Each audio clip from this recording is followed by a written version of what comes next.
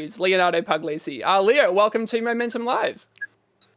Great to be here. Really great to be on a live broadcast, and very interested to hear what some of the viewers have to say. Absolutely. Well, before we do that, can you tell us how have you been doing, and how's the family and all your friends been doing during these interesting times that we're living through at the moment? Yeah, absolutely interesting. No, we're doing very well. It's a bit of a hassle when you've got homeschooling on.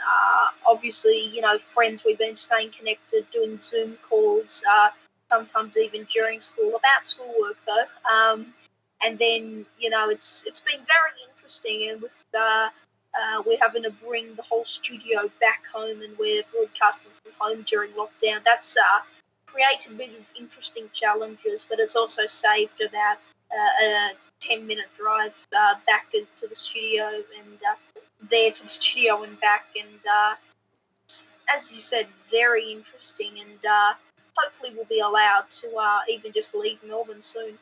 For sure. Yeah, I mean, that'd certainly be nice, I think. But yeah, maybe for those that maybe don't know you or haven't heard about Six News before, I've only heard about you in recent months, but maybe just take us back into the beginning.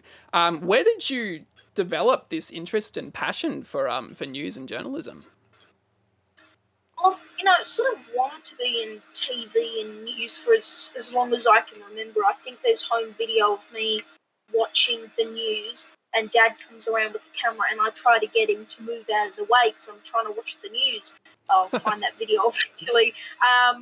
But I've always loved making movies, doing the editing, the filming, presenting. I always like writing the news script, school newspaper even.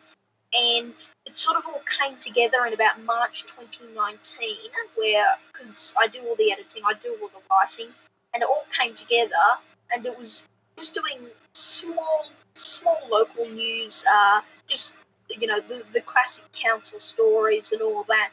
And then eventually this year, after I was on the road during the bushfires in Albury and Canberra, which was a road trip that went horribly wrong, I sort of moved into a sort of a national format, and we're now covering stories not just here in Australia but around the world. And it's grown. It's now not longer just me.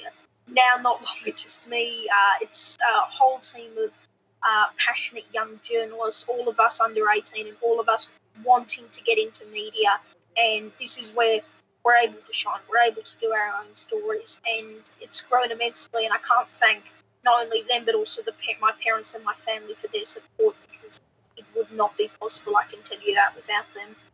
Yeah, for sure. That was such a big factor when I was a young person as well. Keep in mind, you had about 5 years head start on me starting my business, but yeah, parental support is super important. But you mentioned that most of your reporters and stuff are still under the age of 18, and that's super interesting too, because I don't want to stereotype, but a lot of young people these days don't really watch, let alone share the passion for sharing news and telling stories and things like that. So, what is it about news that inspires you to share stories?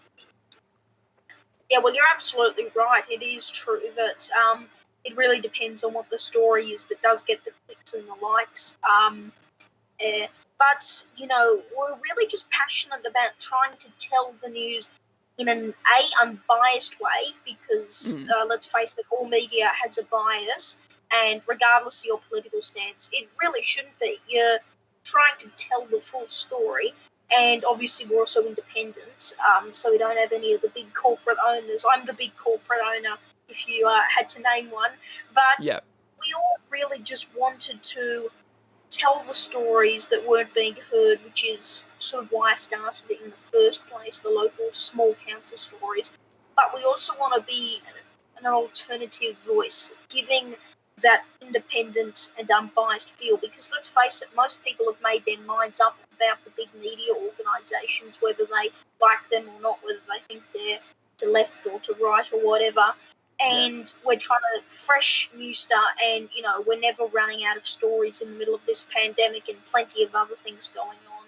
And we have managed to get a good younger audience too, because they're seeing their peers presenting the news and telling them the news in a way that understands, that they understand. And that's why we're also just purely on social media And that's probably how it's going to stay forever, for all of 6 years, pretty much.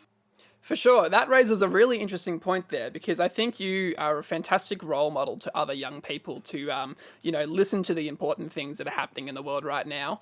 There tends to be a tendency that when you see yourself or see people similar to you doing something, it means you can connect with the content more. So if it's news coming from young people, that's a really great example of how to, represent that, and you can show your peers that news is really important to listen to and to make sure that you're staying current with as well. So you're well rounded and well informed in terms of your perspective in the world. And I guess you've been doing that really well because Six News has just grown so much over the past couple of months. Tell us about some of the progress that you and the team members have made in the last couple of months. Yeah, well, ever since I got the first media appearance, which was back in, forever now. It seems like this year has been going on for so long, and it's only the ninth month or approaching the 10th. Yeah. But since we got some of the reporters on, we've been able to cover more news more often. We launched our afternoon news updates with our senior reporter, Darby Travers, only at 2 o'clock today. And we've also been managed to be credited for some of the bigger stories that have really happened in Australia this year, including the stage 4 lockdown and the mandatory face covering order. They were the two big stories that we managed to break. And it's been really good because we've been able to get reporters to cover other angles. We've got a reporter in the US now. We've got Darby, who can also do sports pretty well, and Yep. plenty of others. Lincoln, I can't. I've forgotten all their names now. But Jack Hunt, he was our first reporter even before the media appearances. But I think Yeah. the main progress is that we've been able to expand just off YouTube, which is what we originally had, and onto Twitter, Facebook, and Instagram, where we've also been able to build audiences. And Twitter's been great in terms of connecting with not only viewers and people we're interviewing, but also fellow journalists. And I've managed to get so much support from them, and as well as the other reporters in our team are getting a really big boost. And this is something we're all very passionate about. We all want to continue for a long time. Totally. Twitter's where I found first saw you start posting and things like that. And there's been a lot of industry heavyweights that have kind of supported you and backed you in the past. And I think it's really interesting to note that, yeah, you were, I'm pretty sure, the first person that broke the news on I think it was the 5K radius rule that was planning on happening. Yeah, Is that the one? 5K, was that, and stage 4 as well. And of course, Yeah. people were saying, stage 4 is going to happen. But we were saying dates, and we're saying he's going to announce it then. And the payment for the people who were getting tested, getting paid that aren't on income, which, are some really big stories. And, it's kind of funny seeing the story.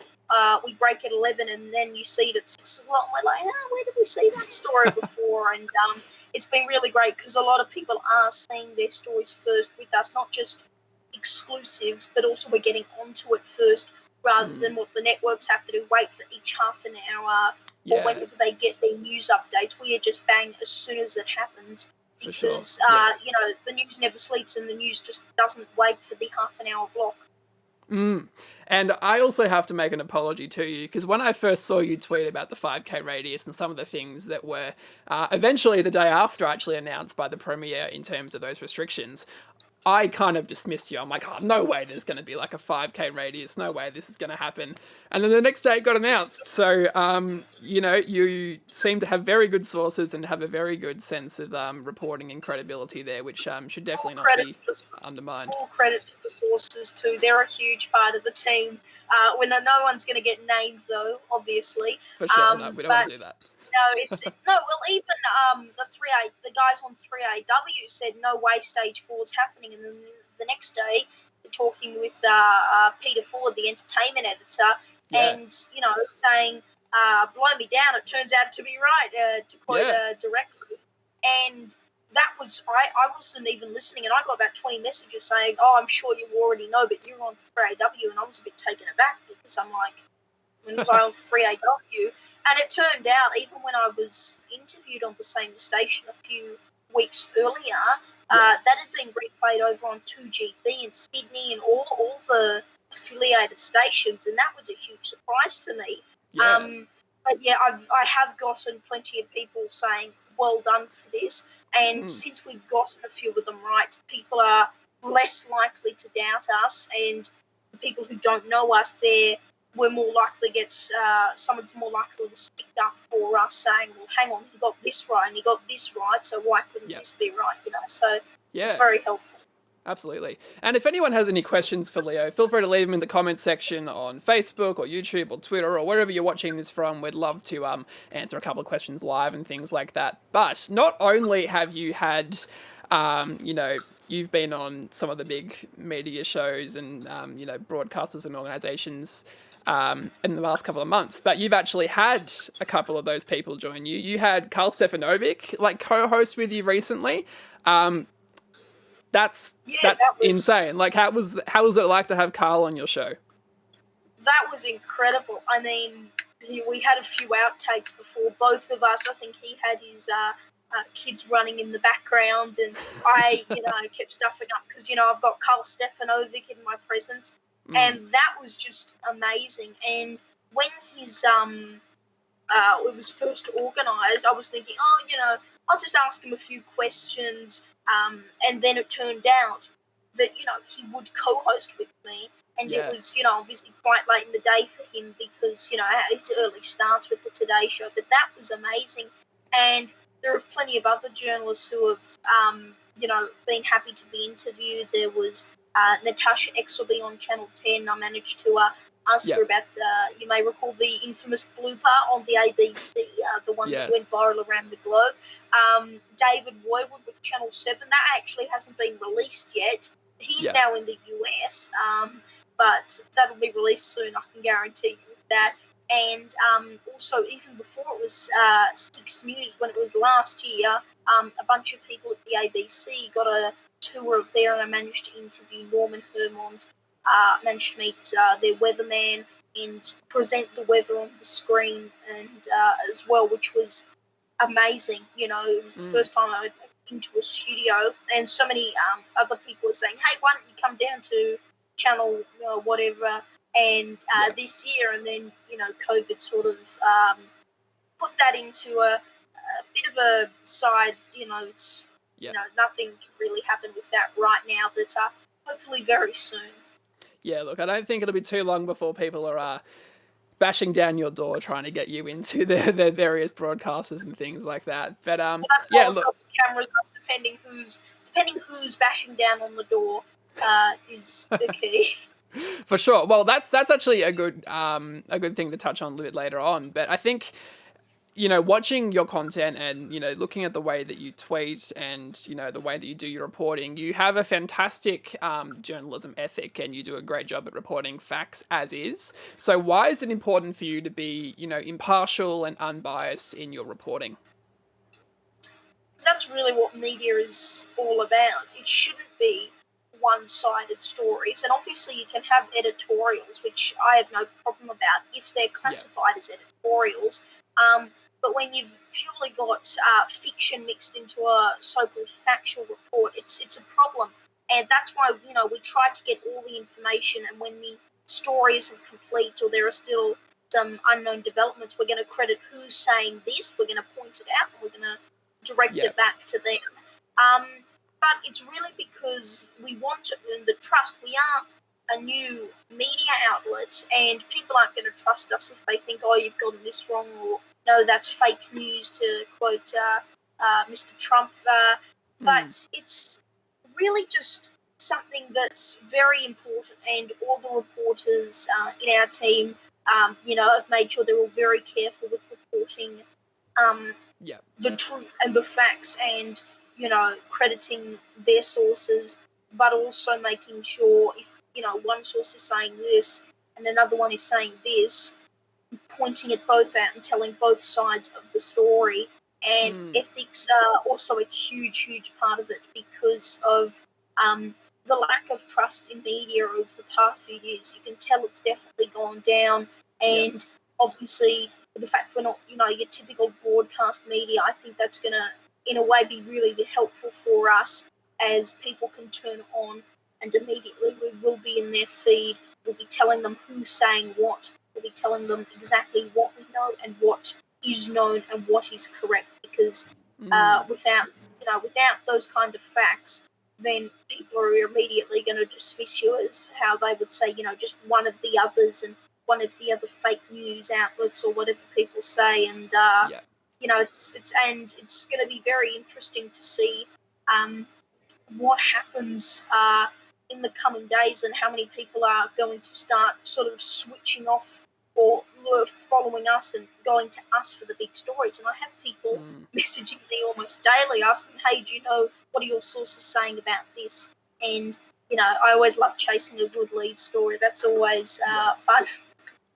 For sure.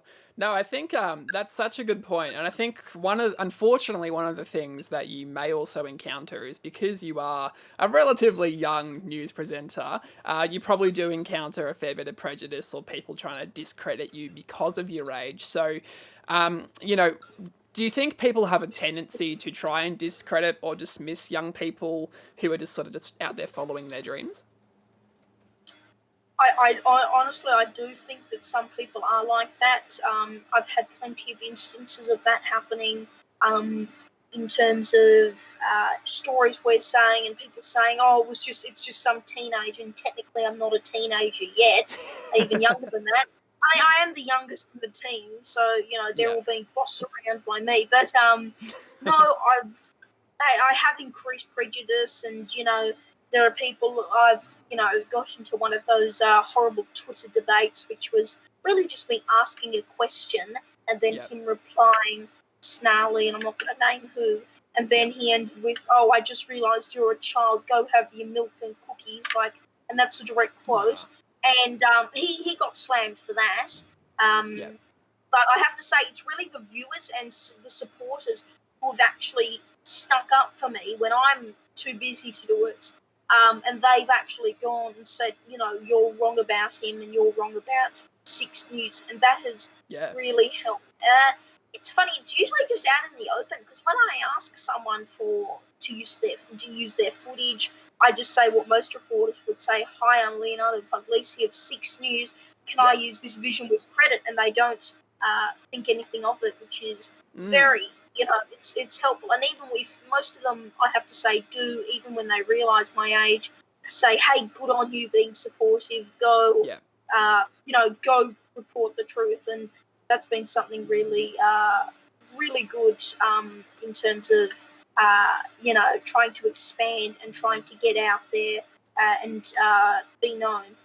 Yeah, totally. And I think, I had that issue when I started Momentum Studios a number of years ago now, because I was still relatively young. Don't get me wrong, I was only 17 when I started. I wasn't 12, so I did have a bit more of an advantage than that you did in terms of, I guess, the age thing. But yeah, that's definitely something that over time you'll find your work speaks for itself. So I'm glad that people do stick up for you as well, because whenever I do see someone saying something that isn't necessarily kind or even accurate or true, then a lot of the journalists and the people with blue ticks come out and support you. So it's great to see that people are kind of backing you and appreciate what you do. We had so many one popular presenter, I'm not going to name drop, but he said it was something like some guy commented, this is fake news, and name your source, but they spelled source as in like a pasta sauce.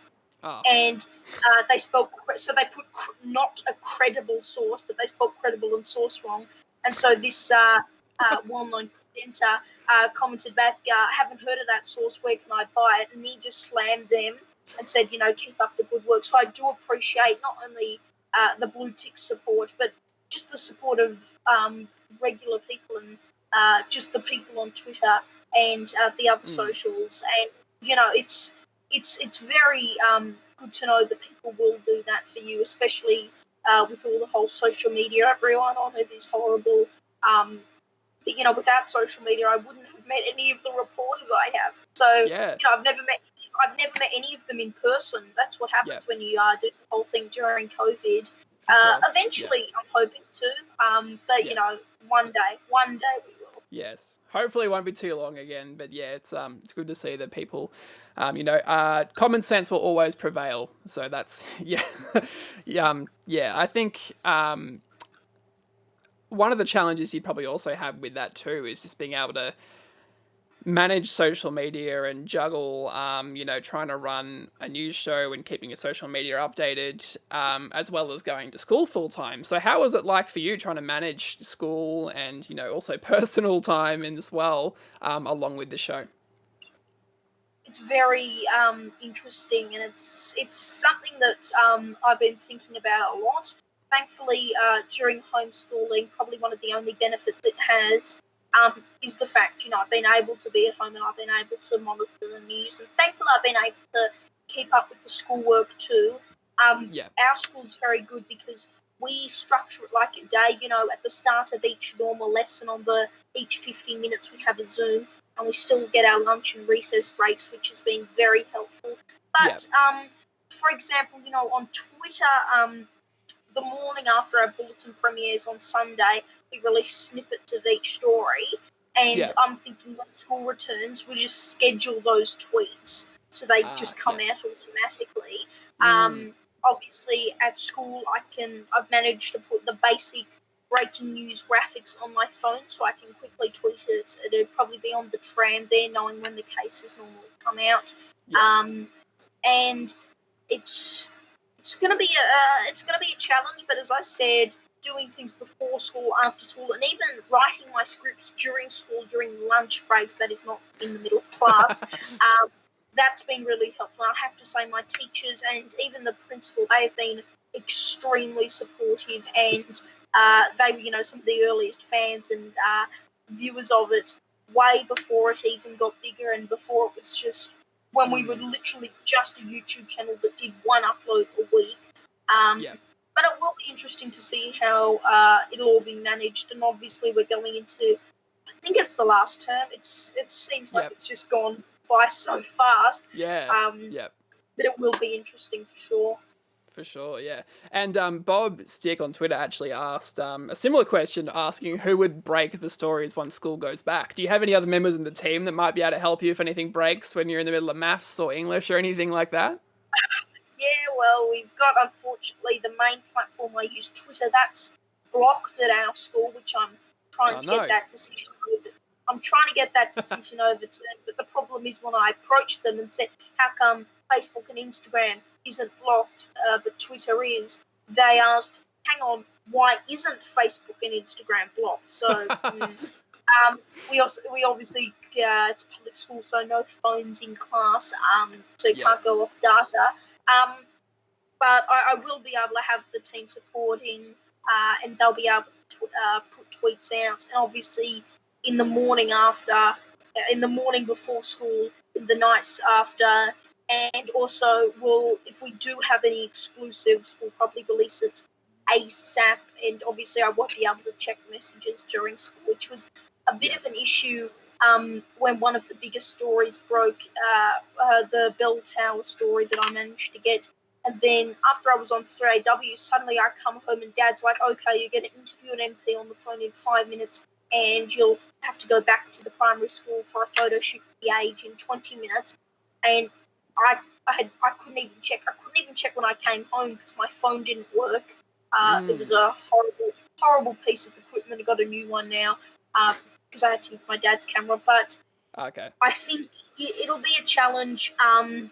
But I'm sure obviously the team will be very supportive. And Jack Yeah. Khan, he's doing his studying. He's finished year 12, and full props to him for that. So he'll be really helpful to count on. And even Jackson in the US potentially, because he's in the different time zone, he could Yeah. still tweet out things at whatever 11 a.m. is for us to him. I'm not sure of the time zone converter right now. Mm. But yeah, we'll have our options, and as I said, Yeah. scheduling tweets and videos will be very helpful. For sure. Yeah, sounds like you've got a number of ideas to sort of keep the news coming, which is awesome. We do have a number of messages of support coming in for you, which is awesome. So on Instagram, Brody Levesque wanted to say, good on you. He's been a journalist in since high school and never looked back, and it's been 46 years. Brody's a journalist in the US. And it's such a cool thing to see young people interested in entering this profession and doing well. Um, yeah, so good on you. Bit of support Thank there from you. I Brody. appreciate that message. Yeah, Uh, and that's really interesting. And yeah, you've got to start young. Most people, reporters I know, started in high school, but not this young. Not, because I started technically still in primary school. But yeah, it's different with the whole social media age because you've been able to get stories differently, and that's without social media we wouldn't be anything at all. So yeah. yeah, yeah, nice. And we got another message on Facebook from Naomi Peters. I will summarize this one because it's a little bit long, but that's okay. So Naomi was congratulating you on the great work you do. They also work in the communications industry. And say that Twitter's a great space to connect with other journalists and stuff. Living up there in North East Victoria, it's great to be in touch from breaking news and things like that. And Naomi's raised an interesting point. So obviously, still a relatively small team, probably starting to grow it out more, and will continue to grow as you go. But in terms of when you are growing, how do you kind of plan on making your team more diverse and come from different diverse backgrounds as you continue to expand the team at Six News? Well, that's actually something we were working on. I've been working on last week with a former ABC journalist. She's been really helpful. Shout out to Karen Percy. But we put basically a public call out on Twitter, and she's got plenty of contacts too, for female reporters or cultural and language diverse people, because we do want to be able to tell the stories of people without we want to be able to tell stories, but we also don't want to tell stories for them because we know people are perfectly capable of telling their own stories. Everyone has a different background, and obviously I'm happy to hire people from all backgrounds, all gender. It's we're all very we want to be as inclusive as possible, and obviously youth network. It's going to be very interesting to see how that goes. But we're welcoming pretty much any reporters as long as pretty much the one thing is you want to be in media. You have to actually want to go into media, because we don't want people who's just doing it as a side thing. Obviously, it can still be a side thing, but if you don't want to, if you're not really a passionate media person, or you're just doing it because you want to be in front of the camera, no, it's don't come here, pretty much. For sure. Yeah, Yeah, as I said, media's but expanding our news scene, not just in general, but also in diversity, is something we're really, really wanting to do and we're really passionate about. And I've been looking at that throughout the entire school holidays. awesome. Well, that's great to hear. And yeah, media is definitely one of those things where you've got to be passionate about because, like it's very rewarding and it's very fun. But if you're not passionate about it, it can take a lot out of you. But I can tell you are very passionate about it. You were getting so many messages of support. Matt says such a well-spoken young man would give most journalists a run for their money, and I would definitely agree with that. But yeah, I'm curious, what has been like one of the biggest things you've learned since starting the whole show? Well, I've learned to, obviously listen to people and listen to them as much as possible, because we want to, as I said, tell people stories. But I've also learned to ignore some of those hate comments. I've learned to block with just two simple steps, which has been very helpful. But usually, and it's one thing, some people don't do this, and I fully understand why, but usually if someone comes at, I'll say, on the Six News account, and I'll say, who's this kid, blah, blah, blah, whatever. I'll just say, hey, blah, blah, blah, we've been on these networks, we've been credited for this, don't rule us out just because of our age. And that has actually usually worked and turned them around a fair bit. But the other thing I've learned is just, don't go for the clicks. Don't just aim to go viral, even when you're starting small and you want to get an audience. I've learned pretty much that the way we've gotten an audience is because of breaking these stories and being able to be credited. And you even see the boost when we've been on a major network. You see the ratings just go up and up and up, Yeah. and it's crazy because we were only at the end of last year, it was 100 subscribers on YouTube, and I thought that was the biggest thing ever. And then suddenly, after a few media appearances, it's now over 1,000, and I know a few of them are journalists, and that's just on YouTube. And I've got Dan Andrews following me on Twitter, which was a huge shock for me. Yeah, but as I said, I've just learned stick to what's true. Not just true in your ethics, but also the truth. Stick to the truth, because in the end of the day, well, that's what most people do want to hear. They want to hear the truth, the facts, and the full story. Leo, if only every journalist had your integrity, we'd be in a much better place, I think. So, I guess to kind of wrap up, I'm curious what advice you would have for other young people that are wanting to pursue their passions, whether it be media or journalism or just any sort of dream that a young person may have. I've just got to pretty much say, and it might sound simple, but just go for it, because you never know what's going to come out of it. I thought Six News would be a passion project, and it's turned into something much, much bigger than that. And go for it. Listen to people. If they've got questions, even if they come off rude, I would answer them. But no matter what, if they are attacking you, that's because they want to be you. They want to be successful like you, or they want to be able to pursue these things and get successful. Because the anonymous accounts. Oh, there are a few anonymous accounts who do support me, and I thank them. But the anonymous trolls, let's face it, they're spending their days sitting in a basement writing mean comments on Twitter, and you're actually doing what you love. You're putting it out there, risking it all, and you never know what's going to come out of it. And that's pretty much what's happened to me. But yeah, honestly, go for it. And I'm happy to be. I've had people reach out to me, so I'm happy. If anyone wants to contact me, I'm on social media at Leo_Puglisi6. There's a bit of a plug there. But just talk to people.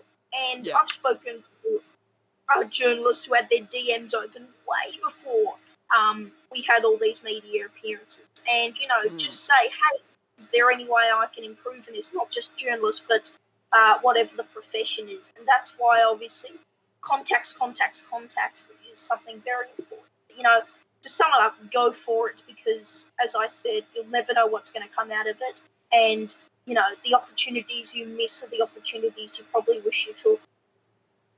Yeah, totally. Such good advice. I totally agree with that. So with that, the $1 million question is, where do you see yourself in 5 to 10 years? Do you want to continue with Six? If you got an offer from another network, would you take that? What's the plan? Where do you see yourself? It's a good question, and obviously I've been thinking about this for a while now. I do want to continue with Six for as long as possible, and the benefit about having a big team is that it's not all up to me to do all the editing and all the writing, which takes longer than you think. But if we do, you never know. We could be one of those online outlets, and people are starting to know that name, Six News. You look at the Google search bar, and you see Six News 12-year-old, Six News Leonardo Puglisi, Six News 3AW story. Obviously, the networks, even if they didn't want, even things like community TV, that's where a lot of journalists and other media people started off. But if we had, a small network say, hey, come to us, but we'll have to call you 7 News Kids or whatever, or Kids News on 7 or something like that. No, we're trying to build this name up. We're trying to get Six News well known. And, I'm not prepared to be bought out because, as I said, we're independent. We're not corporate owned.